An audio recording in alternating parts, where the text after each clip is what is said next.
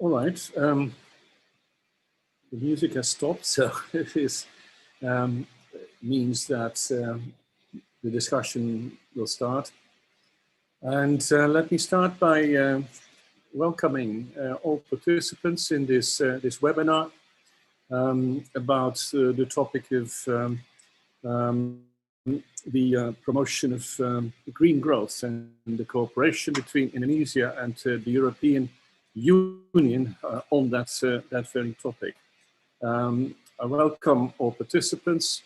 I also welcome the four panelists that will be giving introductions in the course of this this webinar, and I look forward to a very interesting session about this very relevant topic of today. The occasion of today's webinar is that just an hour ago we launched our latest EU-Indonesia cooperation book 2020, and we did this launch together with the Honorable Minister for National Development, Bappenas, Suharto Monoarfa, to basically celebrate the strong cooperation that the EU and Indonesia have established over the years in the areas of sustainable development, greening the economy, and social development. Now, during this seminar, we will go into that a little bit, but with a particular focus on green growth. And why do we propose that theme today? Because evidently we don't need to look far, we don't need to look very deeply. The evidence of climate change is there every day. We read about its effects of storms, of extreme weather events, of heat waves, wildfires, pollution, etc., all directly or indirectly related by the risen greenhouse gas emissions. And we need to stop the trend. And to do so, we have to act as global partners in this matter of a global problem affecting the global good that is the Earth. We need to invest in know-how, in human development. We need to invest in research, in technology, and we need to invest in sustainable processes of production and consumption. Now, the backdrop is very, very difficult and challenging. The COVID crisis, which affects everybody, has upended the lives of citizens all over the world and caused a lot of grief and human losses, and as well as it has had a tremendous impact on socio-economic development, on growth, on jobs, and on a rise in poverty. For the European Union, one thing is clear. While we battle the crisis, the pandemic crisis, we must look to the medium-term post-crisis recovery. And for us, there's no doubt that recovery has to be a green one, a green recovery, in order to what is often called to build back better. Now, in Europe, we have set in motion a very large and comprehensive policy for that. It's called the European Green Deal. It is our roadmap towards making the EU's economy sustainable for the long run. There's very ambitious goals and targets, including the goal of making our economy truly circular and climate neutral and carbon neutral by the year 2050.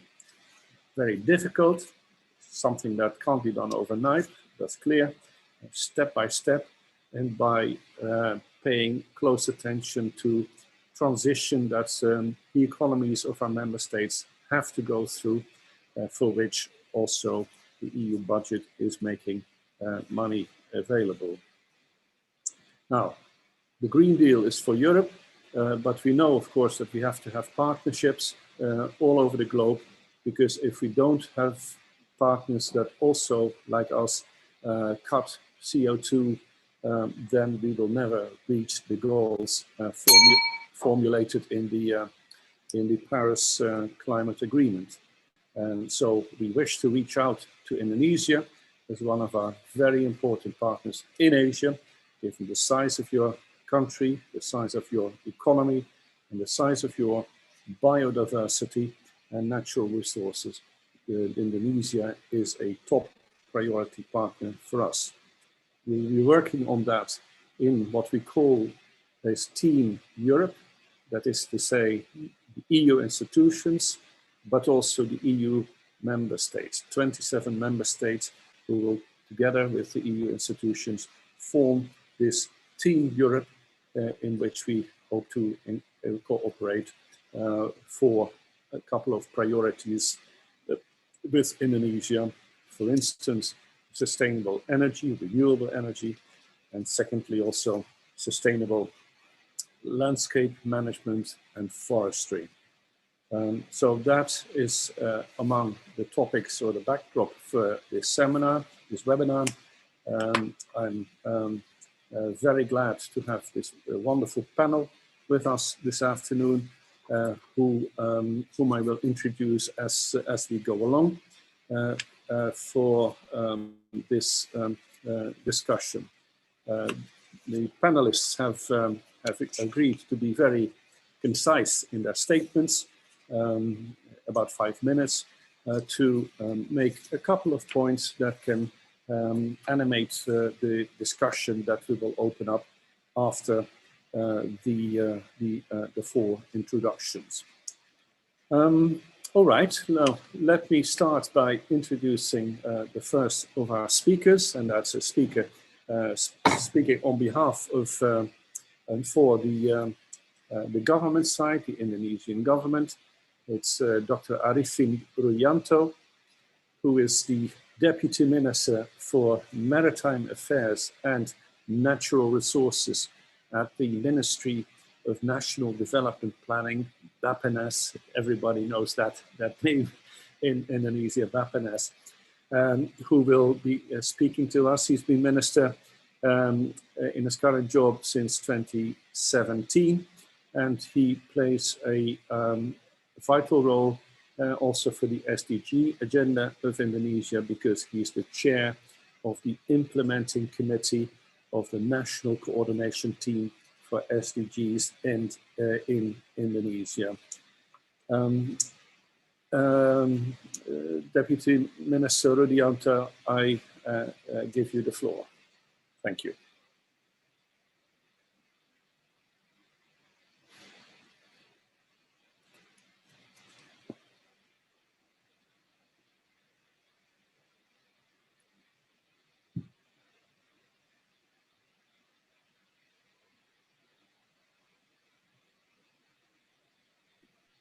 Sound, please. Sound, please.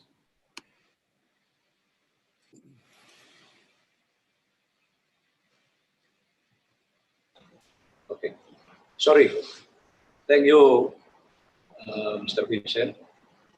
Good afternoon for all of you.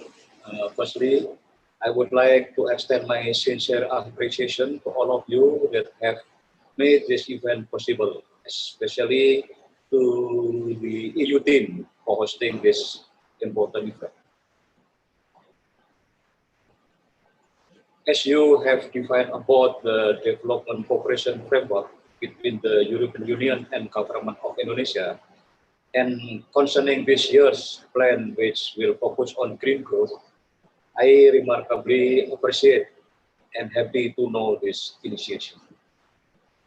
Along with the EU Green Deal as its roadmap toward an EU climate neutral in 2050, that already mentioned by Ambassador Ken, Indonesia has also made a commitment to reduce greenhouse gas emission by 20.3% in 2024 and 29% in 2030 through low carbon development strategies.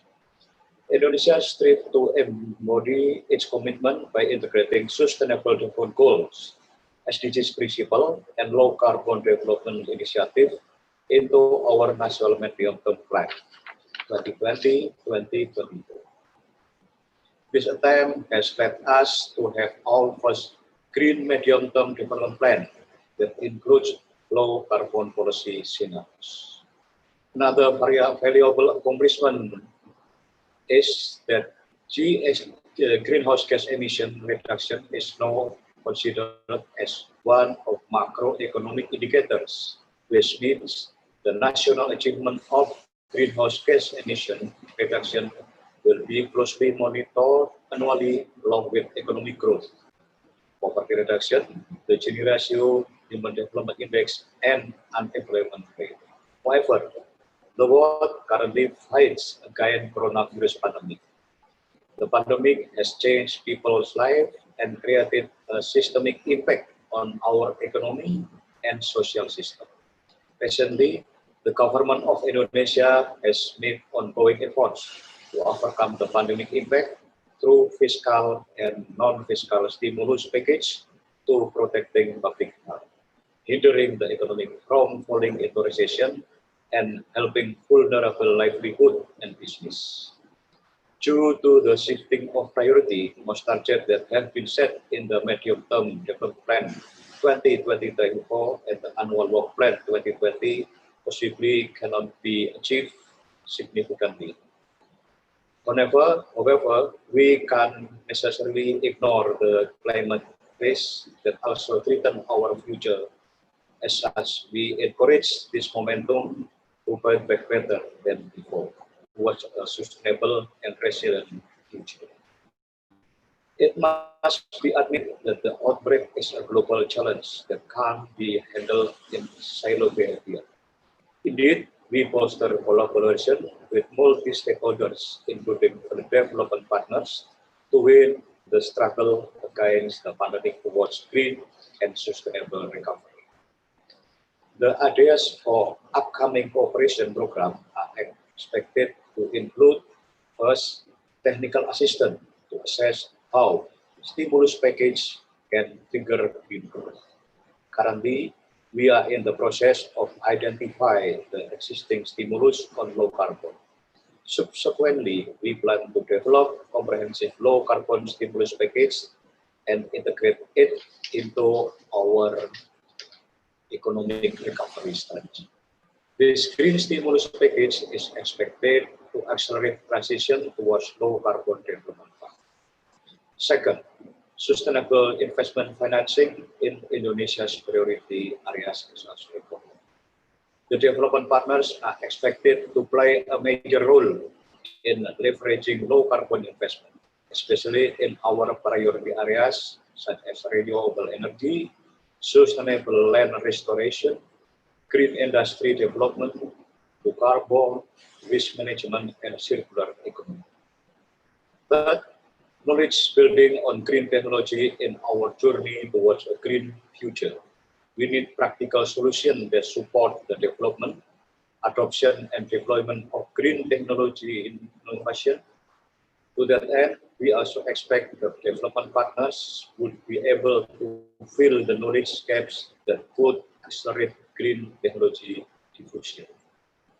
To conclude, I would appreciate the continuous cooperation between European Union and Government of Indonesia. I'm confident that within the next coming years, development cooperation between Indonesia and the European Union will create tangible and sustainable contribution for Indonesian people and for the global community. Thank you very much.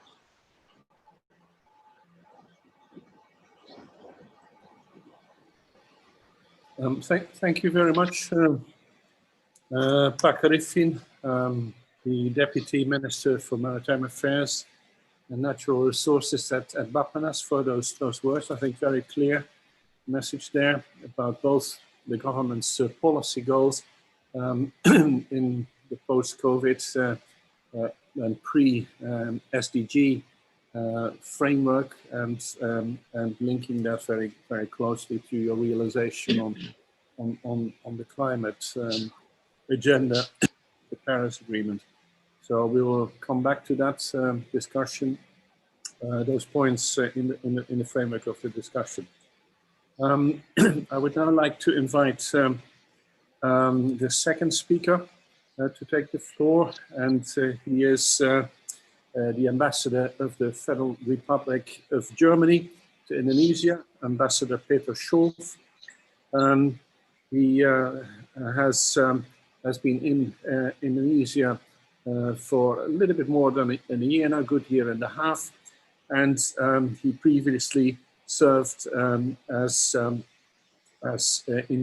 variety of postings in different parts of the world, accredited to the UN in Geneva, but also in Damascus, and his previous position was Germany's ambassador to Greece. And so I would like to invite Ambassador Schoof just to note that right now, this half year, Germany is the rotating presidency of the European Union in Europe. So I look forward also to hearing some perceptions from the ambassador on how the German presidency sees the topic of green growth and cooperation with Indonesia in particular. Ambassador Schoof. Good afternoon, everybody. Thank you very much for inviting me to this panel discussion. I would like to, first of all, greet the Deputy Minister, Pa Arifin, the co-panelists, Ibu Budiani and Richard von Harrach, but all of the participants, of course, who are listening or viewing in this discussion. Indonesia is the world's fourth largest, fourth most populated country. It has seen vibrant economic growth since the 1997-98 Asian financial crisis. It has been impressive, with millions of people who have been lifted out of poverty. It has also, in the recent years, made remarkable progress that we welcome very much towards sustainable development and green growth. It has managed to mainstream the SDGs into its medium-term development plan. It has set itself ambitious targets with respect to renewable energies. And last but not least, Indonesia has also succeeded in curtailing deforestation rates from 1.9 million hectare in 1990 to just 500,000 million hectare during these last years. This is very encouraging to see. Economic success, however, came also at a high environmental cost. Rapid land use change and reliance on fossil energy make Indonesia still one big greenhouse gas emitter. And deforestation and pollution are putting pressure on its mega diverse ecosystems. So there's still much to do, and flattening the emissions curve will only be possible if we take bold and courageous climate action now, and especially together. Ambassador Piquet mentioned that Germany at the moment holds the 6-month rotating presidency in the Council of the European Union. That is why there's one point that I would like to make very clear and to underline, that we want to work with you in Indonesia really in a Team Europe spirit. We want to use the resources of the Commission and of the member states in a way which complements each other in an optimal way. We have undertaken a démarche with the government recently, just on the day actually when the president launched his annual state address, and it coincided very well because he presented COVID as bad as it is, as also a leap momentum for social and economic transformation, and he prioritized very much environmental friendly society, environmental friendly policies, sorry. What I would like to say, following from these from these remarks of the president is that the investment needed now to revive our economies should be designed as a once-in-a-generation opportunities. We can use the economic rebound from COVID-19 to accelerate the transition to a safer and more resilient future. Globally and also in Indonesia, we have the potential to ensure substantial investments and redesigning our power sectors, our cities, our buildings, our transportation, and our food systems on a transformational path. Coming to Germany now, our development cooperation has traditionally been supporting green growth since a long time. And we are very proud and happy with a trustful and good relationship with Bappenas, but with many other ministries and stakeholders in Indonesia. We see with great satisfaction that the development of forest management units at the moment and the acceleration of social forestry schemes as a core strategic options to achieve emission reductions from the land-based sector and for green growth, just as an example. Coming to the private sector now, because I think we all agree that, and I think Richard von Harrach will say a couple of words on this later. Coming to the private sector, I think we have also to turn a page, because if we are really serious about this green growth agenda, we will need to really capitalize on the vectors that provide innovation in our economies. And these are normally to be found in the corporate sector, often supported by governments, but especially in the corporate sector. And we have to look at the private sector, the corporate sector, as a partner in a much different way than in the past, because many of the things we want to achieve, especially in this timeline, can only be done if we include the private sector. But the private sector has also another role to play. It can also be included when we try to design sustainable, for example, sustainable supply chains. We have a very good example in Germany, for example, with the German tire producer Continental, which I'm sure many of you know. You know, there's Pirelli, there's Goodyear, but there's also Continental, German, you know, if I may say so.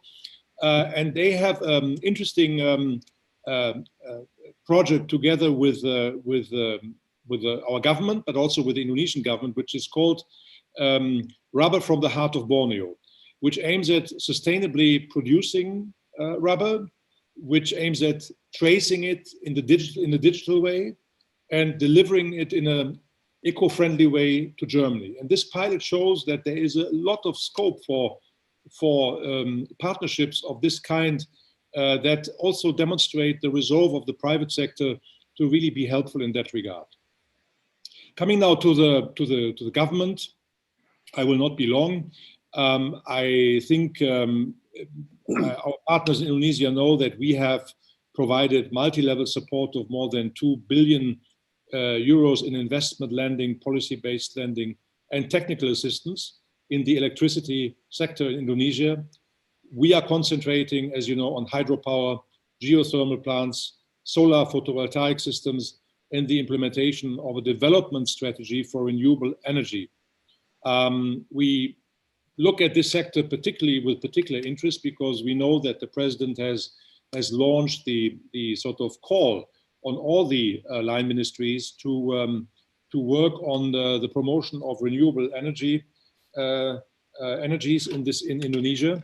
We are very interesting to see the results of the new regulation of the tariffs. That could be a turning point, because in the past we had a taxing of the renewables and the subsidizing of the fossil fuels rather than it should be. It should be the other way around. We should try to subsidize renewables and tax fossil fuels if we want to achieve this turnaround. So we are very interested to also continue our cooperation at this at the policy level with Indonesia. We also, of course, look very closely at the omnibus law, and we welcome, and I want to make this very explicit, the streamlining of investment opportunities, which we think can be a big boost to economic activity here in Indonesia. We hope that it will be possible to implement all these new provisions in an environmentally friendly way and keeping environmental standards.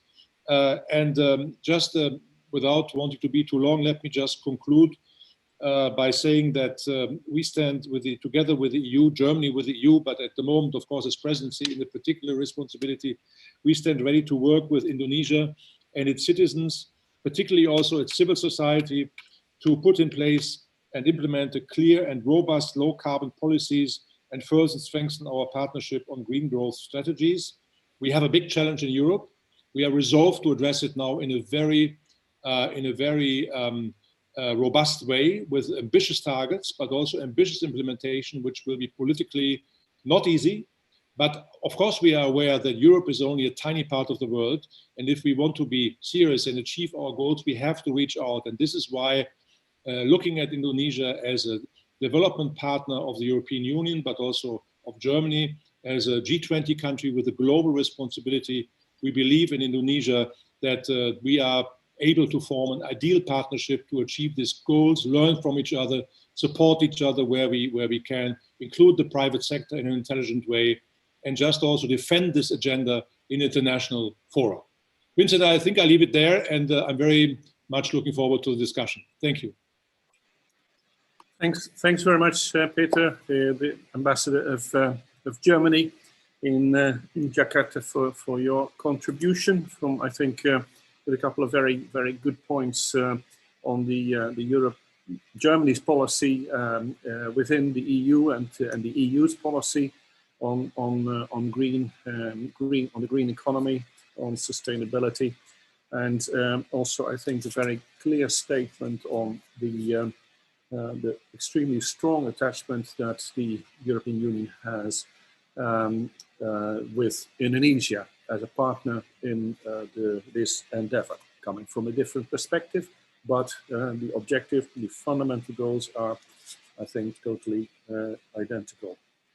We move away from government, and I'll be introducing our third speaker, and she is Indah Budiani, and she is the Executive Director of the Indonesia Business Council for Sustainable Development, IBCSD. She's got 40 years of experience working with NGOs, with government and the private sector on environmental and climate change issues. And she's now focused on working to promote sustainable business that covers environmental, economic and social aspects. She's an alumnus of Pajajaran University for her bachelor's degree. She has a master's degree from the Technical University of Munich in Germany, and she's currently pursuing a PhD at the University of Indonesia in the social welfare study. She has been with IBCSD since 2013 as a relationship manager, and now as executive director. And the IBCSD currently has 40 member companies coming from 17 different sectors. So I'm very keen, I'm sure of us, everybody is so, to hear from Ibu Indah from her perspective of a non-governmental, business-orientated perspective. Thank you very much, Mr. Ambassador. Assalamualaikum warahmatullahi wabarakatuh. Good afternoon, everyone. Yang terhormat Bapak Arifin Rudianto, Mr. Peter Schoff, and Mr. Richard von Hara. It's an honor for me to be part of this important discussion. Here I represent a civil society organization. Especially, I would like to explain about the project between Indonesia, civil society, and European Union. But before I explain the project, next please. Before I explain about the project, let me emphasize that there is a close connectivity between environment or climate change to the social dimension. So just a brief explanation, when people try to improve their well-being, people tend to exploit more, including the natural resources. So this may create environmental destruction or climate change. So that's why when we hear talking about turning climate change and environmental challenges into opportunity, I think we should also pay attention to the social dimension. So I think that's what people call shifting paradigm from production-centered development to the people-centered development. Means that the development that focused on exploitation and unsustainable practices to the development that emphasizing on participation, sustainability, and conservation. And in this area, the Response project that I would like to explain later is playing its role. And this is also why IBCSD, as a business association that promotes sustainable development through private sector, is willing to be part of this project. Next, please. So now it's about the Response. Response stands for Responsible and Sustainable Indonesia Palm Oil. The target group is the village community in and around palm oil plantation. So you can see on the slide, it consists of laborers, youth, women, smallholders, farmers, village leaders, and village facilitators. And the implementing institution on this project is the CSO. There is a Penabulu Foundation, there is PKPA, Pusat Kajian and Perlindungan Anak, and led by Eco Cooperation. And IBCSD provides support on this project through giving a thought. We have so many discussions with Eco Cooperation long before the project is implemented. I think we have like 6 years collaboration with Eco Cooperation on the field of business and human rights. So the objective of this project is to realizing decent rural living through the formulation of community and corporate social responsibility, and also the better use of government village fund, and also to promote the UN guiding principle on business and human rights for the smallholders or farmers. Next, please. So now the role of the CSO in the green agenda, I don't want to read one by one because I have limited of time, but here is some role of the civil society organization that I take from scholars named Gabriela in 2002.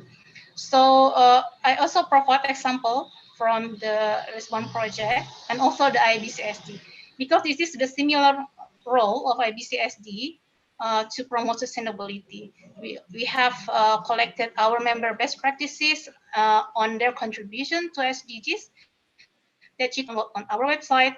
We also conducted study and researchers together with, for example, for food system transformation, we work together with FAO. For green jobs, we work together with ILO. And we also conducted a pilot project with our members company. So this is our role in performing operational function. We also provide tools to help our member companies or the private sector to measure or to assess their compliance to the sustainability pillars.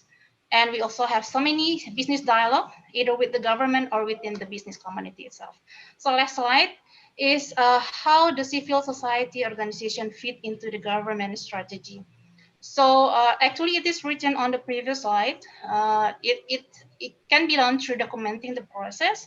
It identifies the success story and collect the lesson learned from the work of the CSO. But here I would like to take some example from the Response project. Although the project has not yet completed, but this is the key takeaway that we can learn. First, the power should place equally in transparent communication on business case, means that there is no power that higher than the other in the partnership.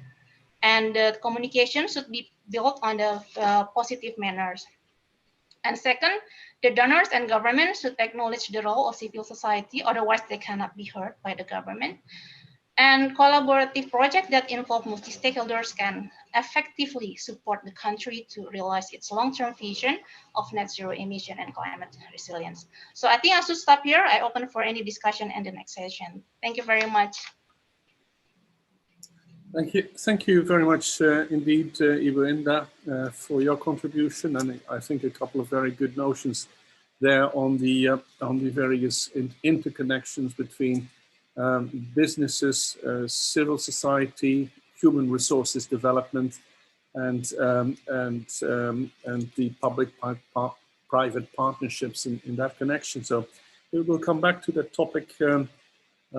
I've seen a few questions in the chat box that relate particularly to that dimension, and so I'm keen to explore that further. I remind or recall to all participants that there is still a poll ongoing in parallel to this session, an opinion poll, and do push the button. There's no right or wrong answers, but make your voice heard in this connection.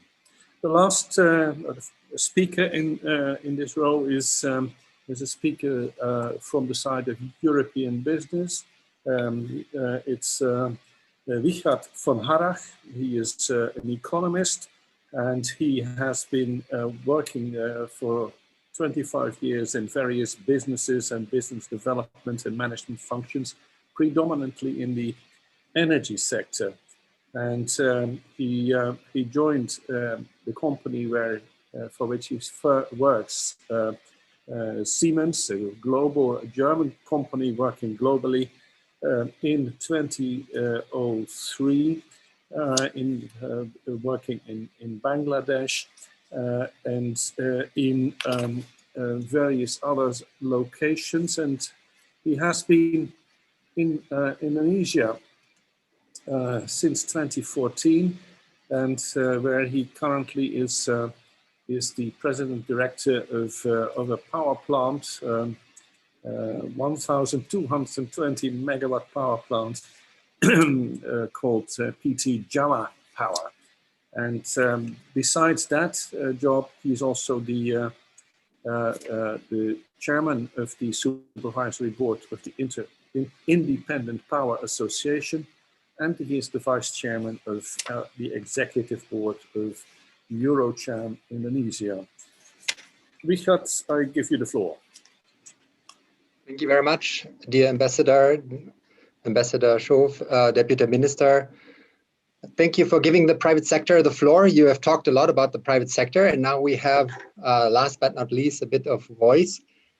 We are talking about green recovery in Indonesia. I think we should separate, as our previous speakers have done, that sustainability has been around for quite some while, and now we see a lot of opportunities in the present situation. I want to switch the slide. Just a word about EuroCham.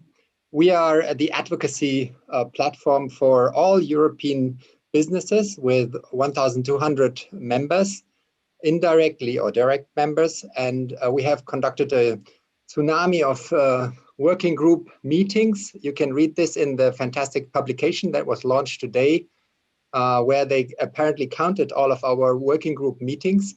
And we have also noted there 272 policy meetings and 138 recommendations. So we do think we make quite an impact on in the area of advocacy. European business and our members have always strived for sustainable business operation. And we acknowledge the climate change, and we have adjusted our strategies, and we have now, with the Green Deal kind of platform, Trägerrakete, we would say in German, which encapsulates all the elements which we have covered before. But we have done this before. I would like to point out that last year, we have started with the Sustainable Development Goal report of our members, where I will quote some of the best practices or ideas which can now be relevant for our discussion. How can we recover from the present situation in a sustainable, green way?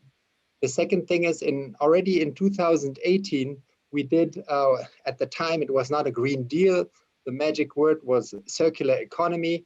In my school, it's called reduce, reduce, recycle. So it's always the same thing. And that's what the business ideas come from that I want to share. Basically, technology is there. So now in recovery means we are restructuring our processes and we are looking at alternative ways. And there's 5 possibilities. Resource efficiency, this is very simple. Take sunlight, take modules that are widely available, and you produce your own electricity and reduce your PLN bill. Secondly, use palm oil waste, biomass, produce gas, burn that gas, and you have a complete cycle. The other thing is, with the present situation, we have a pressure on the kettle, and pressure is usually generating creativity, and this is the eco-innovation. New products are coming from the opportunities that are being presented with the discussion about depleting resources, etc. The other thing is where our members are really strong is combine Industry 4.0, artificial intelligence, and combine it with growing palm oil, resource tracking, optimization of use of herbicides, pesticides, etc. Yields higher results for the farmer. On the other hand, is better for the environment. In production, we see that, for example, H&M is doing hopefully also other colors than this yellow, but they are doing hoodies from ocean plastic. I have personally experience with the ocean plastic sneakers from Adidas, and I can highly recommend also, of course, Nike and Puma as our members who produce the same products. And last but not least, let's talk about reduce. Reducing the waste is first priority, repackaging, and finally also using the waste. The waste management is still a huge opportunity for new business, for optimization of business supply chains, and as such also for Indonesia, a huge field of development. Just why are we doing sustainable green business? Because we understand, we know, and we have adjusted our strategy. Most of our members have the same deal as the EU. We aim to be carbon neutral in the near future, even before 2050, some of our members, and we have adjusted our strategies to the same way. And we know that innovation comes from these kind of situations, which we have now, and we believe that this innovation opens new markets and opportunities. And as the example of solar power shows, the AI deployment, you can save a lot of money in combining smartly, connecting the dots, as my friends from Danone call it. And we all do this. The business does it if it makes economic sense. This is where we are currently seeing that in the abundance of the funds, if I may say so, the money is quite cheap. We can calculate a little bit better any kind of innovation, and that should help us everywhere, even also in Indonesia. In Indonesia, we have a lot of possibilities to together address the challenges that are very well known, and to combine this to create new jobs, green jobs, to help the environment, help the people, and of course, create business opportunities for our members. Thank you very much. Thank you very much, with this very hands-on presentation of what the Chamber EuroCham is doing, and with its 1,200 companies that employ Deputy Minister.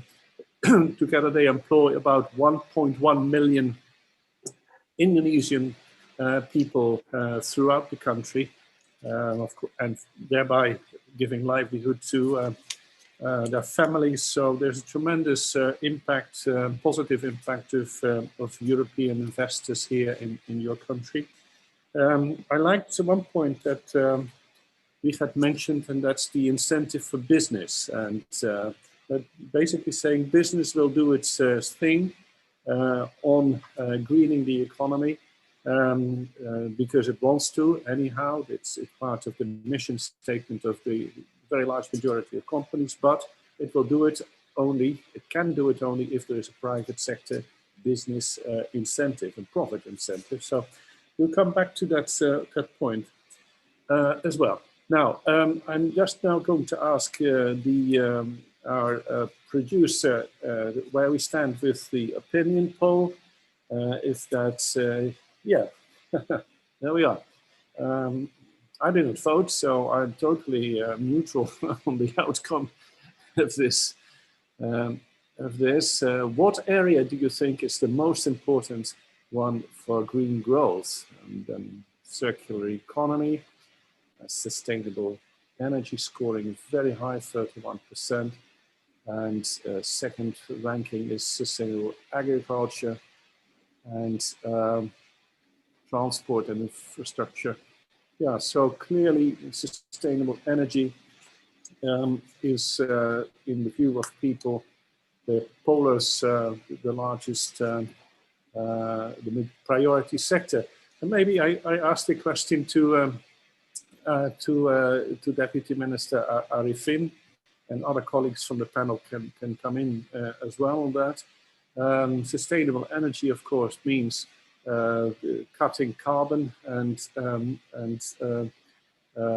making reducing the carbon footprint of the energy sector in the power production, for instance, but also on the consumer side, in the cars, and is indeed for you, for the government, energy the key driver, the key platform for pushing the greening of your economy.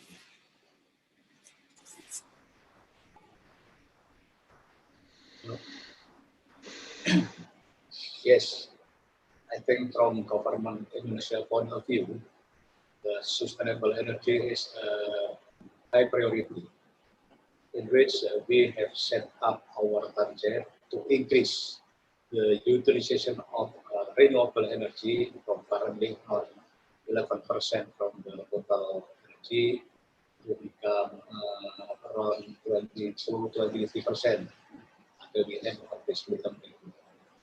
But this needs very hard efforts. To do this, we use three frameworks: regulatory framework, institutional framework, and financial framework.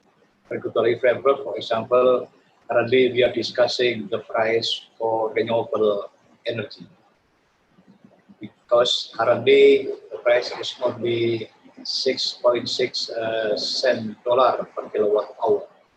It is very cheap. It's below the cost of production. So we need to have a more economical price for the renewable energy. Second is institutional framework.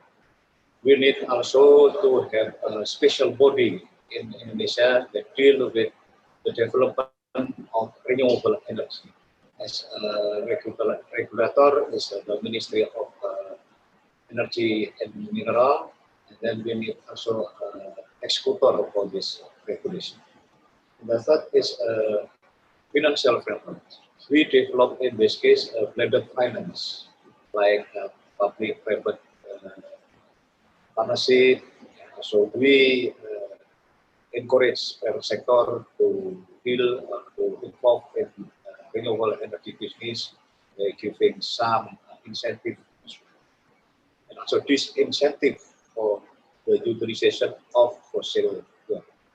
This is our policy. So we agree that sustainable energy is the main priority, because it gives impact to other sectors as well. Thank you. Would any of the other panelists would like to come in on this one? Maybe I invite Inda also to talk about, from the perspective of your IBCSD platform for sustainable business, the Sustainable Business Council, what place energy, renewable energy has for you, and maybe also comment on the sector agriculture, which came number 2 in our poll as the important sector for green. the economy. Thank you, Mr. Ambassador. I would like to try to answer. Some of IBCSD members has tried to shift their power to renewable energy. I think at global level, some of them even has targeted 100% from renewable energy. So in Indonesia, we have to resolve some challenges. So that's why we work closely with Pak Arifin Rudianto as well, with Bappenas. We also have a working group on green lifestyle, which the renewable energy is part of the discussion. So we'll have this renewable energy discussion on 24th of September, so this month. And we also try to propose a program together with WBCSD network, with Malaysia, with Thailand on renewable energy for mobility. So let's see will we succeed or not. And we also work together with KLHK, Ministry of Environment and Forestry, on resource efficient and cleaner production. So we need to identify in which operation the climate emission is the most. So, and in this spot, we have to change the power to renewable energy. So there are a lot of things that we work on. We also have the platform, Pak Arifin Rudianto, P4G, that we also try to work on the green growth and how we decarbonize some sectors. So this is our work. Still a long way to go, but it's still working. It's progressing. Thank you. Thanks very much. Peter Schoof, Ambassador of Germany. I would also like to come to the issue of renewable energies and just ask a question or make an observation. We have noted the interest that the government has in developing the whole sector of e-mobility, on which there is a lot of momentum. I think a lot of significant funds are going to be devoted to that. And my question is, Minister, do you see a way how you could actually combine the launch of e-mobility in the country with a triggering of the renewable energy sector by making it clear that as you phase into the e-mobility production, you will actually do this with renewable energy, and thereby, of course, boosting also the market size of the renewables in Indonesia. I mean, what is this idea ever come up, or what would be the reaction to such an idea? Thank you. Minister? Yes, actually, we have a program, like I have said, to increase the contribution of renewable energy in all sectors, including in the mobility and so on. For example, currently we are also preparing the regulation for electric cars, and then also to increase the utilization of LNG and so on. This is effort. Another effort is directly and indirectly. Indirectly, for example, in cooperation with Indonesian Financial Authority, this authority released the regulation that all the companies that listed in our stock exchange should produce sustainability report. Means that once they use renewable energy and so on, they will have good credit. And also with our standardization agency, we will give ISO for company that practicing the green activities, especially using renewable energy. And also using the SDG framework, we promote better for business, better for the world. For example, one car industry in Indonesia may change the source of energy production from fossil fuel to renewable energy. And this decrease the cost only to 70% of the total cost. Means that these activities better for the business, but also better for the world. So we do everything through the campaign, through the regulation, and also through incentive. So we do everything to increase our budget, to achieve our target. Thank you. Richard, speaking from the side of European business, and your track record here in Indonesia, and the EuroCham has done a lot of research on the business climate, also in energy. But what would you say from the side of European investors here, European entrepreneurs? What do you need more in order to allow businesses to invest successfully? What do you need more in terms of incentives? Are there sufficient opportunities for public-private partnership? Is that the model, or are companies more looking for independent, self-standing investment in the area of energy? But I would include other sectors as well. Yeah, thank you. For renewable energy, that's we have a long list of recommendations, and the most simple one is that we need to allow for small projects below 10 megawatt a majority shareholding for foreign investors. That's very easy. I hope it will be included in the new negative investment list, because that is one of the fundamental roadblocks on the way.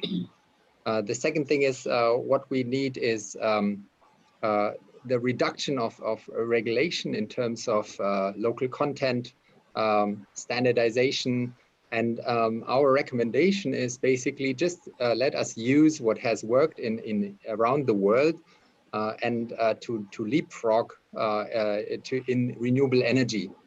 It is extremely simple. If we ask for local content first, this will not be leapfrogged, as we have, for example, 50 giga production capacity worldwide on solar panels. It would be, it is a little bit late to ask for domestically produced solar modules. In other areas, I think our renewable energy friends would say that we don't need any subsidy for renewable energy. We just need a level playing field. As such, in renewable energy is extremely competitive, and we need to create a fair playing ground for renewable energies. That is in remote islands, comparing the renewable option with the existing one. There is a lot of low-hanging fruits, actually.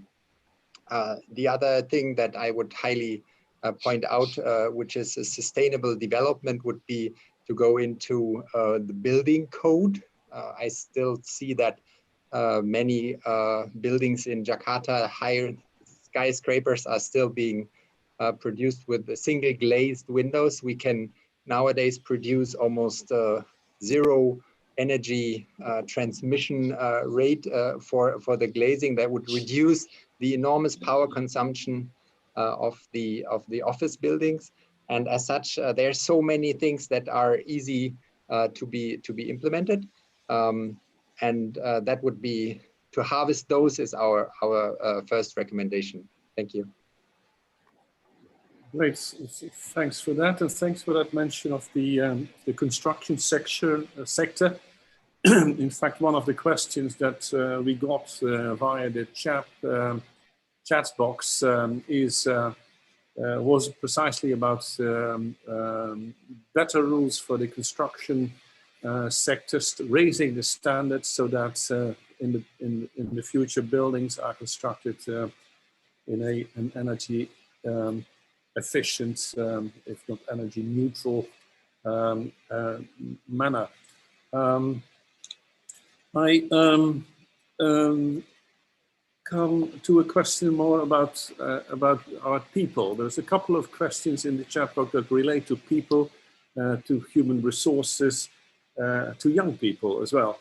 And one question related to the need for reskilling, retraining employees in what was called in the question polluting industries, and reskilling them for work in green firms. The other question related to the role of young people in all of this. And I would be grateful for one or two reflections from Ambassador Schoof on that, and from Ibu Indah, the role you see for Ambassador Schoof. What role did the young people play there, and do they play a role still? Ibu Indah, and also Dr. Arifin, Deputy Minister, please. Maybe Ambassador Schoof, you start. Well, I think the implementation of green growth and the really sustainable circular economy is a multidimensional task that requires not only technical ministries, but it requires a big boost also in the education. And of course, you know, it is interesting. I mean, worldwide we see that the momentum in favor of green growth is really coming more from the younger generation than from, let's say, our generation. If I say our, I mean you, Vincent, and me. I mean, the minister, of course, is so young, and of course, Ibu Budiani is even younger, and Mr. Van Haag is somewhere in between. But seriously, I think that actually we see in the world that this whole momentum is carried by our young people, and this is also a message for us, because I mean, it is important that we don't look at these movements that we see in Europe, but in many other continents also, just as something of some misdirected young people who take to the streets. But it is a real concern, because, you know, when they reach my age, I'm in my early 60s, what will the world look like if we don't assume our responsibility today? And therefore, I think it is important to see that actually we have, I see in the young generation an important partner in the civil society. I think I'm really full of admiration for the very active civil society here in Indonesia, which is amazing and really a good and strong advocate for this change we want to see.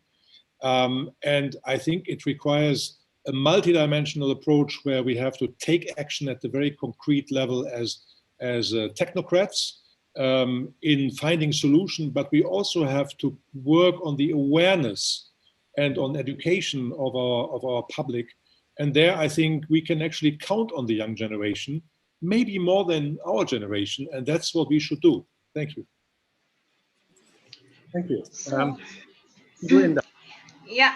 So I think if we check the statistic from the BPS, the Indonesian statistic data, Indonesia has a demographic bonus. Means that we will have young people more than before. So it really depends. The future really depends on their behavior, on their mindset. If they're aware of their environment, aware of their habit that can influence their future of their nation, so it will be good. But if not, then it will be chaos. So IBCSD has a program that I mentioned earlier, the Green Lifestyle Program. It actually tried to how to say, improve the quantity of sustainable products. But we realize and aware that we cannot push the business sector to produce more sustainable product if there is no buyer. So that's why we now working together with the youth, try to educate them what is sustainable products and how important it is for our future and things like that. So I think next month we will have a webinar on SDG that we are targeting youth. In the beginning, we think that it's not really IBCSD course, you know, because we are a business association, but we think it is important in the long term, because we need to educate them. Because when we have a webinar, I think Pak Arifin Rudianto, Pak Deputy Minister, was there also. There are many youth ask me about the title because it's about SDG something blah blah blah, and they don't understand what is that. So now we want to make it very simple, more popular, so you can understand easier about the topic. But this is a very homework for Indonesia, and I think IBCSD also will play a role on this field. Great. So thanks very much for that. And Minister, what do you, from the government point of view, see as the task in human resources development for the green growth, the task for raising awareness? What is that a priority for you or not? Thank you. In involving all the stakeholders, we are using SDGs as a framework, because SDGs is economic pillars, environmental pillars, and also social pillars. And within environmental also include renewable energy. In dealing with this, we have three approaches. First is we need a political will. Second, we need a legal basis. And third, a good strategy. In terms of political will, we need support from all stakeholders, from the parliament, political parties, and especially from the youth. So we make SDGs, including the renewable energy, as a movement. By movement means everybody knows what is SDGs, how to implement SDGs, and the benefit of implementing SDGs, like Ibu Indah already said. So we use this as a way to campaign. For example, there is one semester curriculum about SDGs in the University of Pajajaran. So all the University of Pajajaran students knows about SDGs, what is their role, and how they implement. Because the youth is the actors and also the beneficiaries of the current program. This is our way to include the youth for the campaign, but also in practice. For example, in agricultural sector, the average of the farmers, over age of the farmers, around 50 years. The youth generation is not interested to work in agriculture. So we have a program how to attract the young generation to enter the agricultural sector. Or we promote a green agriculture using digital technology and also digital marketing and so on. So, and green technology as well. So we attract them to deal to entering the agriculture. This in practice. And other example is also in like Mr. Wishan said, how to provide renewable energy in remote area.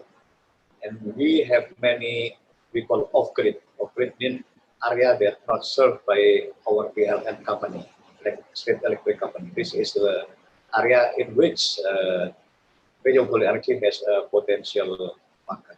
In this case, the young generation in this area is very keen to involve in these activities. And sometimes they also establish a small company using renewable energy. So the youth is very important role because they knows what the benefit and also knows how to implement.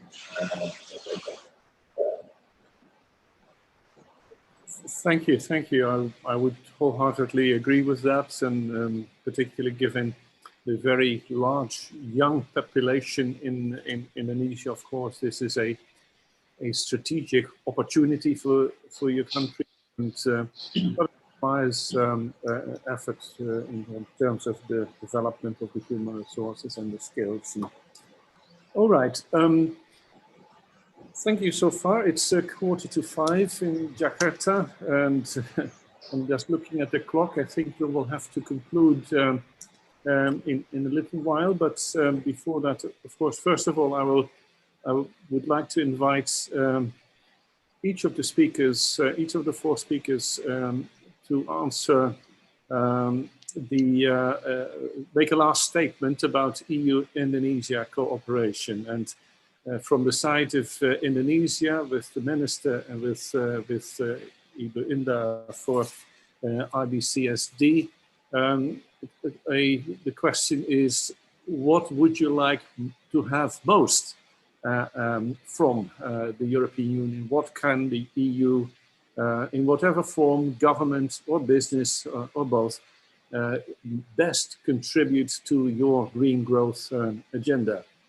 And for the two European speakers, Ambassadors Golf and Richard for the EuroCham, what, from your perspective, from your experience in Indonesia, you think the EU's experience can be most usefully offered to Indonesia? So what is the best learning experience or know-how or expertise or resource that the EU can bring on?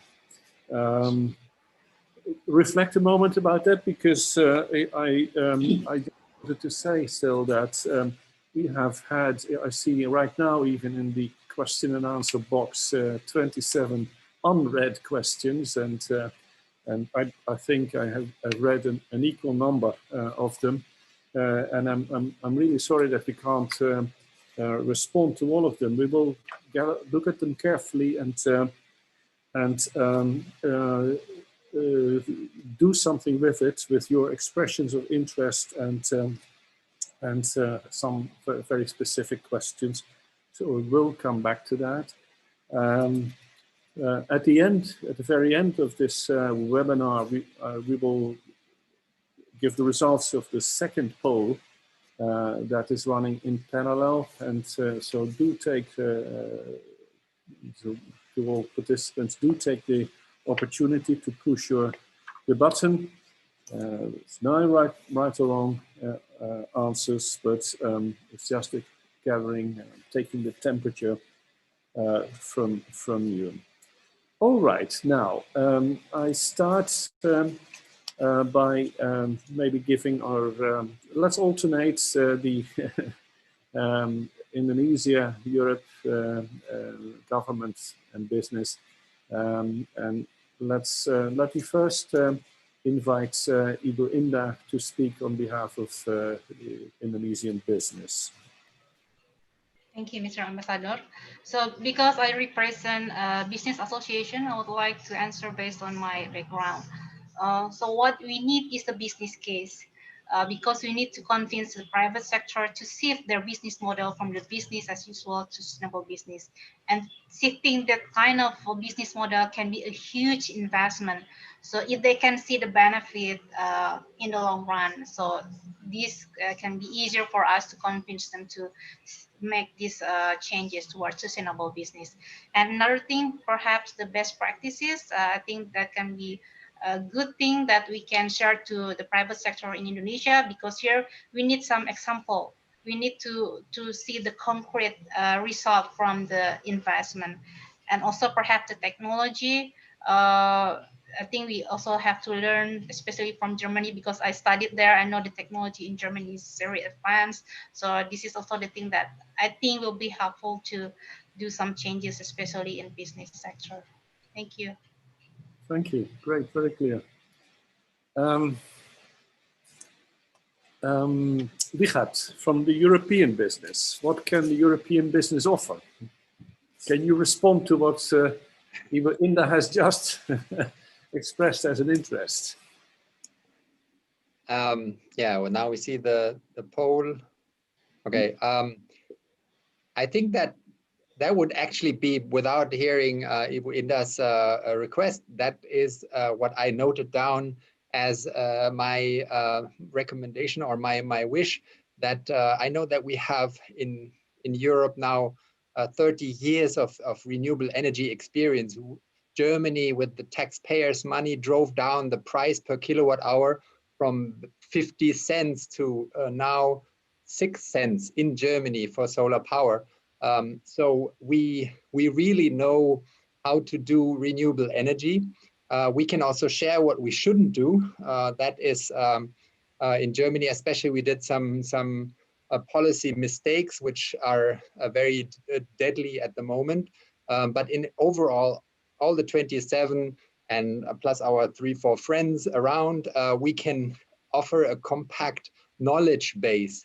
And that is my request to the government. Why don't we open the gates to these experts because my German friends, they would love to come here and share, paid or unpaid. So we should let them come here and assist the programs. So that is a request basically to Indonesia. We have the knowledge, but we also need to get the opportunity to share it. And the EU is a perfect platform to, and they have it, by the way, so many databases and supplier database, knowledge database projects in renewable is like, you can go basically plaster the way to Germany with all the studies that we have done on renewables. So it is also, somebody has to read it. So asking is one thing, but we also have to consume these things. And that's why my recommendation is get the experts here and let them help us to get our things done, because there's so many low-hanging fruits, as I said. And we, all my engineering friends are very happy to share this. Thank you.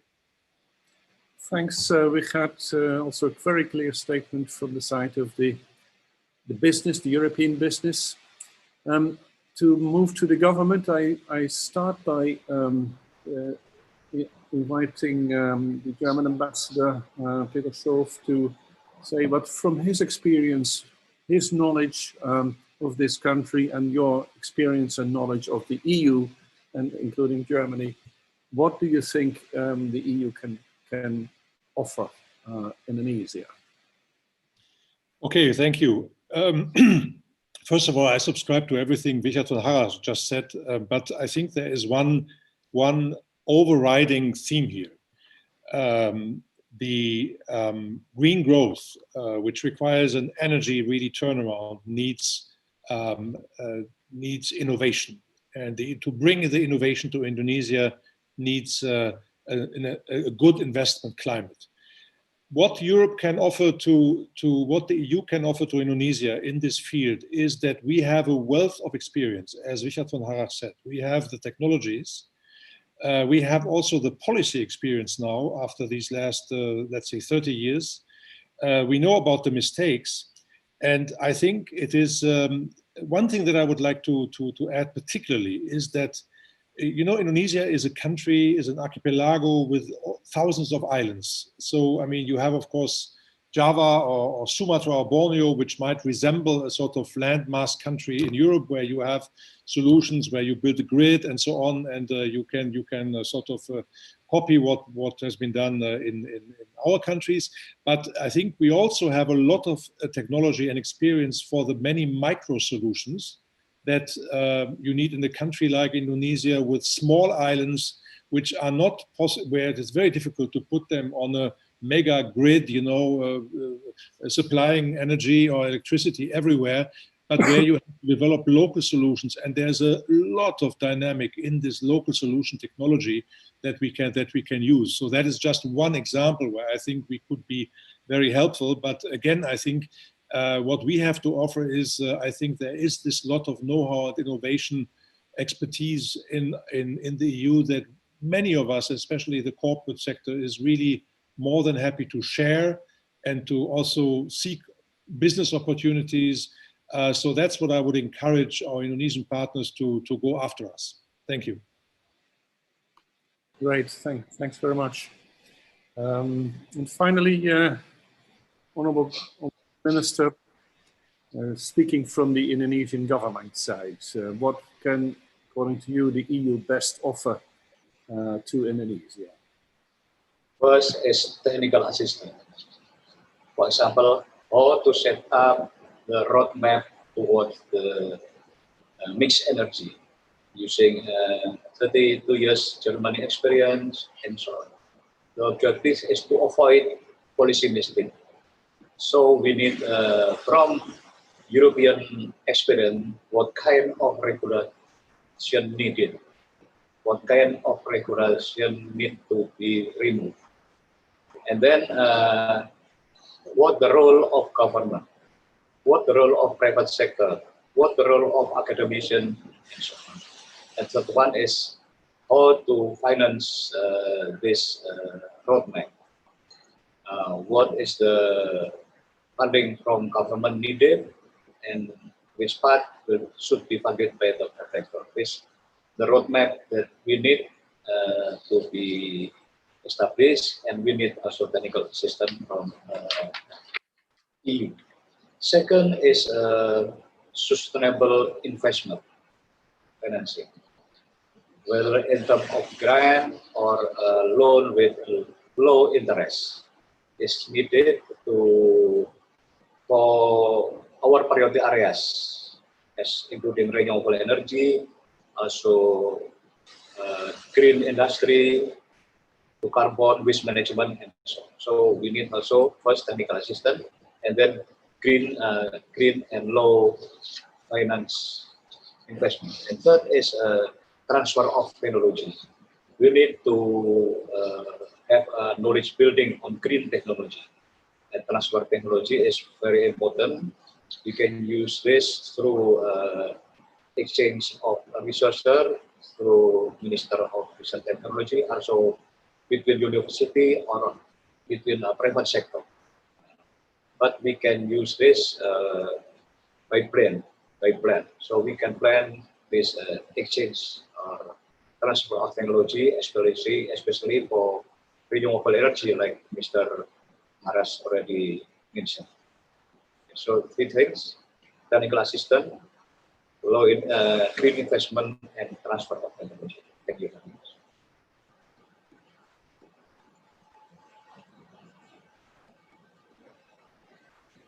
Thank you very much, Minister, for these very practical ideas. Listening to you, and that is something. Those are things that the EU definitely can contribute, and it's essentially a matter now of Indonesia and EU government ministries and others, private sector and the civil society, sitting together to discuss precisely that, and to come to a little bit of a roadmap, and we are keen to do that. We wish to do that, certainly for the planning of our further cooperation program at EU level for Indonesia. Member states will want to do exactly the same. The development banks, KfW, AFD, European Investment Bank, will want to do the same. So I think we have a strong group of interested stakeholders on the EU side, and we look forward to working with you and with the other ministries on that point, on those points, and with the goal of greening the economy, and that's what it is about. So I'm going to conclude there, but not before showing. Let's take another look at the poll, the second polling. Has it changed anything? Can the producer display the poll, please?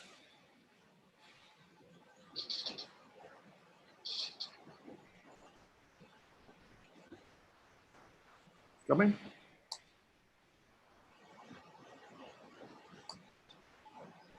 No? There we are.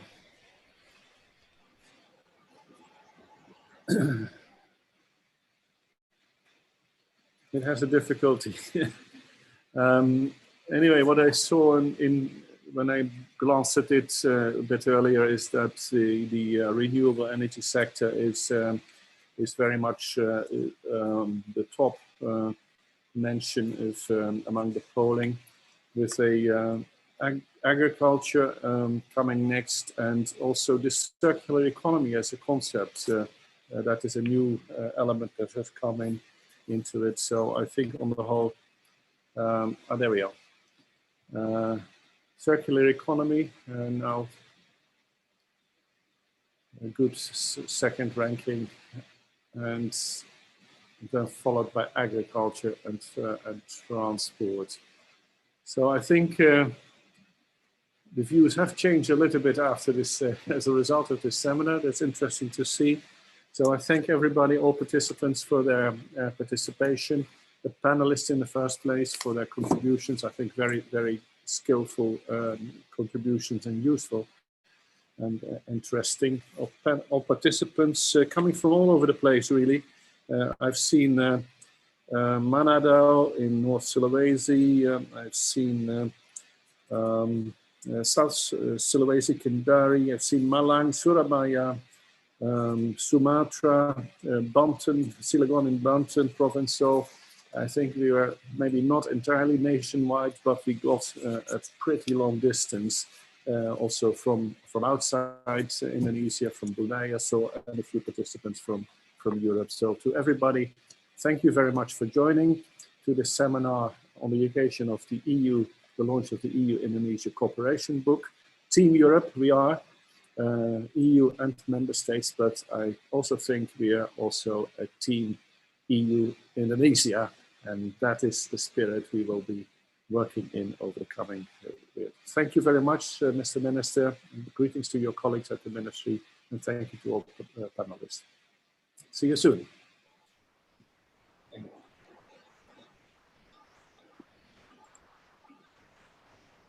Thank you.